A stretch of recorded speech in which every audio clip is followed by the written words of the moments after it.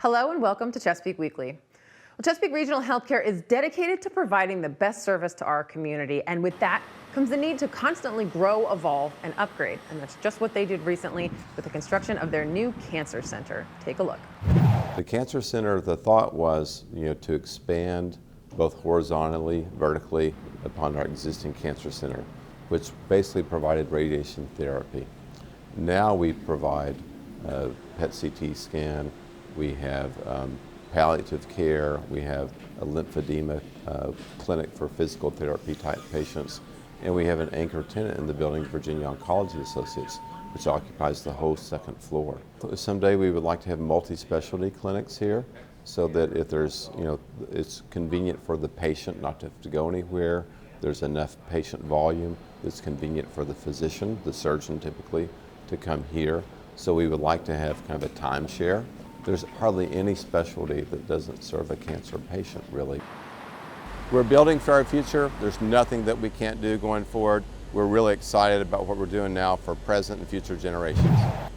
And speaking of Chesapeake Regional and their battle against cancer, their popular annual fundraising event, the Brahaha, is coming up this month. The Brahaha raises funds to improve breast health and breast cancer detection rates in the area's uninsured and underinsured population. You can support them in many ways, but the funnest way is to submit a bra creation. Just design a bra, a 38C back closure underwire bra to be exact, that tells a story, shares inspiration, or simply shows off your creativity.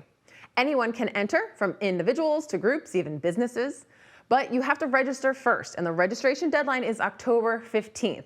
Bras, once they're made, must be dropped off on October 25th or 26th, so there's still some time to get creative. The Brahaha event itself is Friday, October 29th.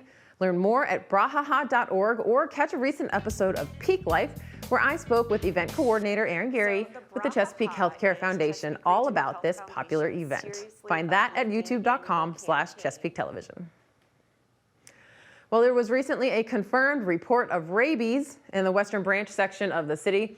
Now, rabies is a serious but preventable disease, most often transmitted through the bite of a rabid animal. A critical piece of preventing the spread of rabies is making sure that your animals are vaccinated.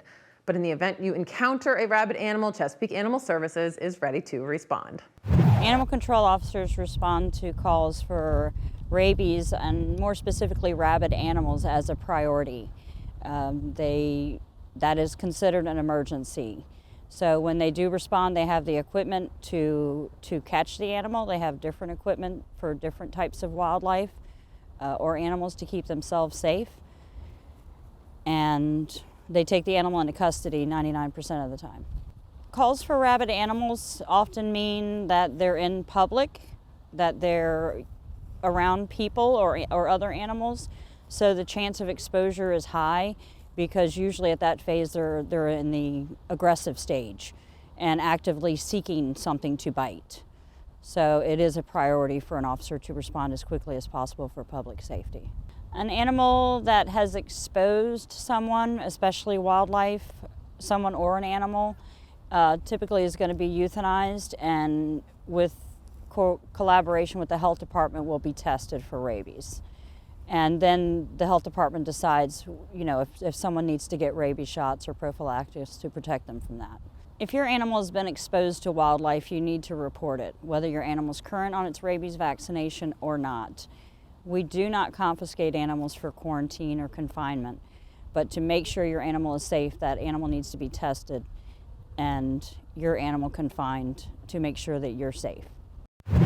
If you have concerns about a potential rabies case, please call the health department at 382-8672 during regular business hours. They work hand in hand with Chesapeake Animal Services. Or if it's after hours, call the police non-emergency line, 382-6161. Now, another reason to make sure that your dog is up to date on all their vaccines is required in order to participate in Bark in the Park. This fun annual event is a great way to benefit a hardworking Chesapeake nonprofit while giving your four-legged friends something to bark about. The mission of Bark in the Park this year is really to educate the public about what we believe in, which is a lot of things about spay and neuter. We talk a lot about animal behavior, dog behavior, cat behavior, bunny behavior, and the importance of dental health. So it's our way to get our mission out, but in a more fun and approachable way.